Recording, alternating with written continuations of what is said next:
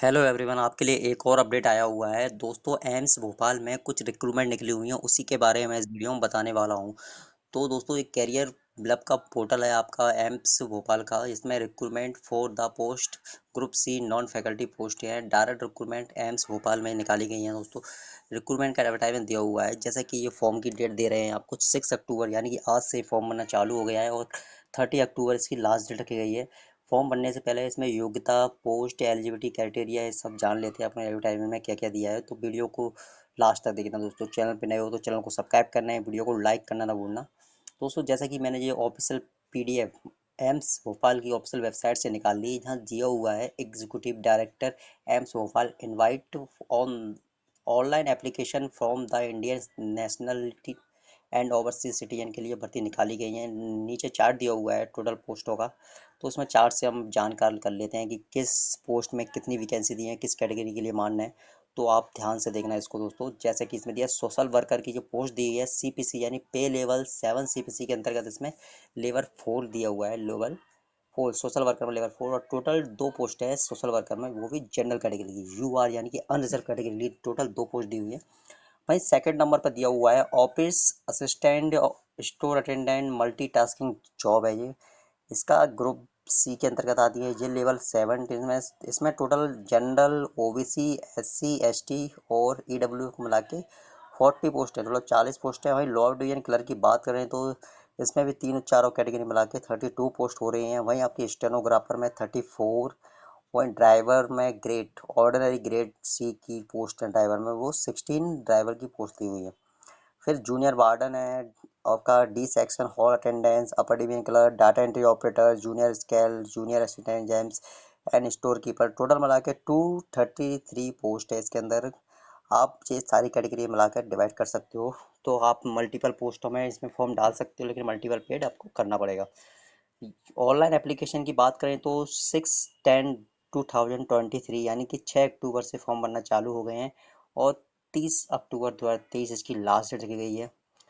तो eligibility criteria दिया हुआ है इस पोस्ट में, किस पोस्ट के लिए क्या क्या एलिजिबिलिटी क्राइटेरिया है। जैसे कि स्क्रीन पर देख रहे हो आप, सोशल वर्कर के लिए 10+12 मांगा हुआ है एंड 8 साल का अनुभव मांगा है एज अ सोशल वर्कर में। एज लिमिट इसमें 18 से 35 ईयर तक अप्लाई कर सकते हैं। वही मल्टीटास्किंग ऑफिस असिस्टेंट में 8 पास या फिर आईटीआई हो आपके पास, 30 से ज़्यादा एज इसमें नहीं होना चाहिए।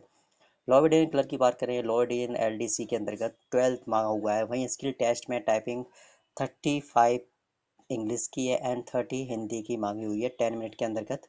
तो ये आपको नीचे दिया हुआ है डिस्क्रिप्शन में। बेसिक कंप्यूटर नॉलेज इसमें होना जरूरी है दोस्तों। 18 से 30 वर्ष तक की एज इसमें होना कंपलसरी है। मिनिमम 18, मैक्सिमम 30 वर्ष तक के लोग इसमें अप्लाई कर सकते हैं लोअर डिवीजन क्लर्क में। काफ़ी अच्छी पोस्ट है दोस्तों, इसमें अगर आप अप्लाई करना चाहो तो कर सकते हो।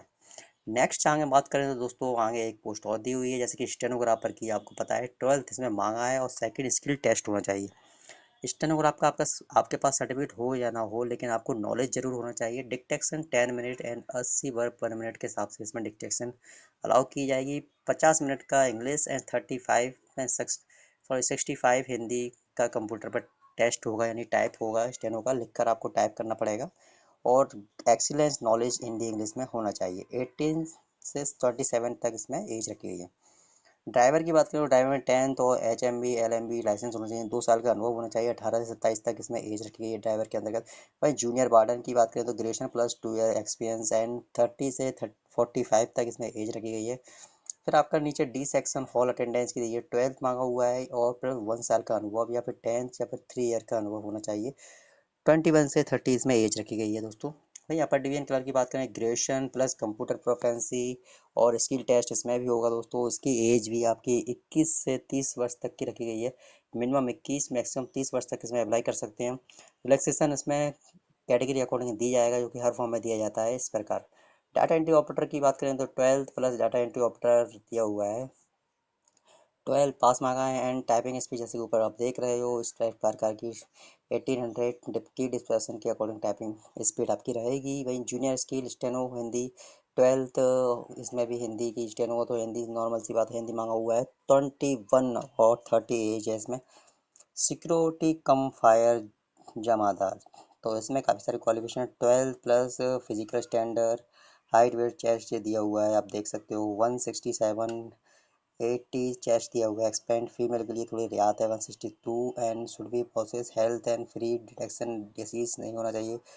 विजुअल एंड बोथ आइज जिस टाइप के टेस्ट सारे होंगे इसमें तब आपको एक पोस्ट मिलेगी। एज की बात करें तो उसमें भी एज 18 से 27 दिया हुआ है। स्टोर कीपर में ग्रेजुएशन मांगा हुआ है या फिर पोस्ट ग्रेजुएशन आप लगा सकते हो एंड अपर अप टू 30 तक इसमें एज दी हुई है। ये तो दोस्तों आपको पोस्ट हो गई है। सिलेक्शन प्रोसेस की बात करें तो सीबीटी बेस्ड एग्जाम होगा इसमें। पहले आपको एग्जाम क्वालिफाई करना पड़ेगा फर्स्ट फेज, फिर सेकंड में आपका स्किल टेस्ट होगा जो कि निकालना कंपलसरी है। स्किल टेस्ट निकालने के बाद skill test the date of skill test. The result will be prepared on the basis of marks, score and condition. CBT exam के स्कोर के बेस पर आपका मार्क्स प्रिपेयर किए जाएंगे, फिर स्किल टेस्ट के लिए आपको क्वालिफाई किया जाएगा। स्किल टेस्ट देने के बाद आपके दोस्तों डॉक्यूमेंट वेरिफिकेशन होंगे। Original document of candidate will be verify in the order of merit. The date और detail document verification will be notify on the website. AIIMS Bhopal की वेबसाइट पर आपको सूचित कर दिया जाएगा डॉक्यूमेंट कब वेरीफाई होना है। पहले आप फर्स्ट और सेकंड फेज निकालने का प्रयास ज़रूर करना। फिर फाइनल मेरिट लिस्ट आपकी वेबसाइट पर प्रोवाइड की जाएगी, उसमें आपका नाम आता है तो आप सिलेक्ट रहोगे। वहीं डिटेल ऑफ सीबीटी की बात करें तो डिटेल जिनमें मिनिमम क्वालिफाई मार्क्स रखे हैं 35% मार्क्स होना चाहिए कम से कम दोस्तों। कर कम से कम में कुछ होता नहीं है दोस्तों, लेकिन आपको ज़्यादा से ज़्यादा मार्क लेके आना है। सिलेबस की बात करें तो टोटल 100 क्वेश्चन आएंगे। MCQ multiple choice question total 100 marks का पेपर रहेगा। 90 मिनट आपको लिखने के लिए मिलेंगे, 1.5 घंटा है, 1.5 घंटा पर्याप्त है। साइड में डिस्प्ले में देख रहे हो general knowledge, English comprehension, quantity aptitude, general intelligence, ECC, CCL science, total 7 topic रहेंगे दोस्तों आपके। इसमें क्वेश्चन पूछे जाएंगे, इसी में आपको प्रिपरेशन करना होगी। इसका डिटेल में सिलेबस नीचे दिया हुआ है, उसके बारे में मैं बता रहा हूँ।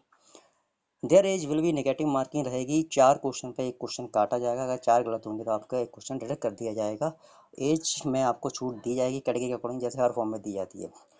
एप्लीकेशन फीस की बात करें, नॉन रिफंडेबल फीस दी हुई है। जनरल OBC UWS के लिए 1200 रुपये प्लस GST ST शुल्क लगना है वो अलग से लगेगा। SC ST हैंडीकैप के लिए 600 फीस दी हुई है, प्लस GST वगैरह इसमें भी हो सकता है दोस्तों आपका, तो जो लगेगा आप दे देना। भाई दोस्तों इंटीग्रेटेड सिलेबस ऑफ CBT जो डिटेल में सिलेबस दिया हुआ है जैसे कि आप देख रहे हो स्क्रीन पर।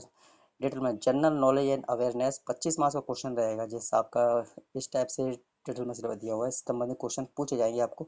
वहीं इंग्लिश कंप्रेहेंसिव आपका 10 लेवल का रहेगा, इसमें भी 10 मार्क्स के रहेंगे। आपका क्वांटिटी एप्टीट्यूड आपका 10th लेवल का रहेगा, 10th क्लास लेवल का रहेगा। जनरल इंटेलिजेंस ये पूरा सिलेबस दिया हुआ है दोस्तों, तो आप अपने हिसाब से प्रिपरेशन कर सकते हैं। कुछ सर्टिफिकेट के फॉर्मेट दिए हुए, अगर आपको सर्टिफिकेट ना हो तो यहाँ से निकाल कर